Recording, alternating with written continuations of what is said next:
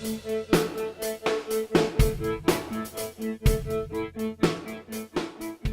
you remember the show Let's Make a Deal? The idea was simple. A person would win something, and then the game show host would give them a choice. Keep what they won, or trade it in for something else, usually behind door number 1 or door number 2. This could turn out to be a lifetime supply of tuna, or it can end up being a brand new car. And more often than not, for better or for worse, the contestants would make the trade. They just couldn't resist the possibility of something bigger, better, and faster. They weren't content to keep the great gift that they had already won. This doesn't have to be a game show either. Many of us live our lives constantly in search of more. More stuff, more money, bigger houses, nicer cars and clothes, and the list goes on and on and on. That's why this month, we help kids start to understand something about contentment. Deciding to be okay with what you have. In other words, you may not be happy with what you have or the circumstances that you find yourself in, but because of what God has done for you, you can choose to shift your focus away from what you don't have and toward what God desires to do with the life that you do have.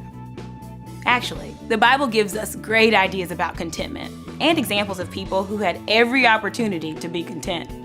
In fact, they had some pretty incredible stuff in their boxes, but they were focused on themselves and lost sight of what God was doing.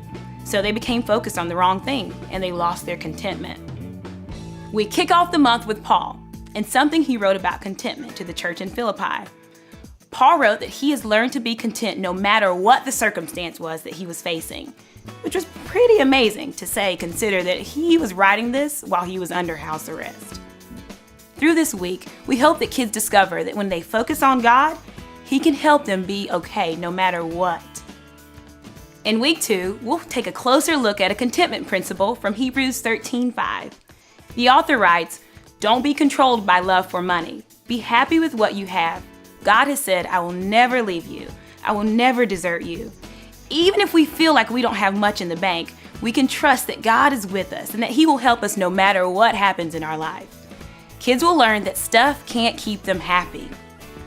Next, we'll check out King Ahab and what happens when he doesn't get something that he wants. A guy named Naboth owned a vineyard that Ahab desperately wanted. The king's wife, Queen Jezebel, took matters into her own hands, and at Naboth's expense, she gets Ahab that vineyard. Ultimately, though, this is a case of be careful what you wish for. We want kids to learn that when they focus on what they don't have, it makes them miserable. We finish up the month in Exodus, where we find the Israelites focusing on what they used to have instead of focusing on God. As they were traveling in the wilderness, they longed to be back in Egypt, where they had food and shelter. At the same time, they seemed to forget that in Egypt they were slaves. They were so caught up in what they used to have that they were missing out on what God was doing in their lives right then and there. For the kids in our homes and in our ministry, it can be the same thing. We don't want them to be so focused on something else that they miss what God wants to do in their life right now. See, when it comes right down to it, contentment is a hard issue.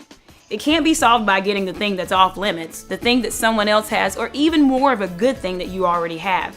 It can't be solved by going back in time to get something that you used to have either. The solution for being content is trusting God in all circumstances.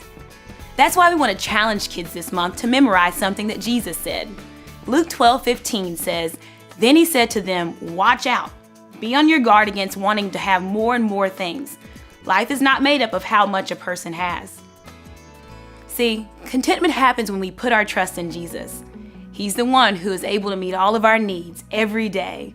And really, if we trust God, not only is there no need to worry about tomorrow, but there's no reason to be distracted by what others have, or what's off limits, or what we had in the past.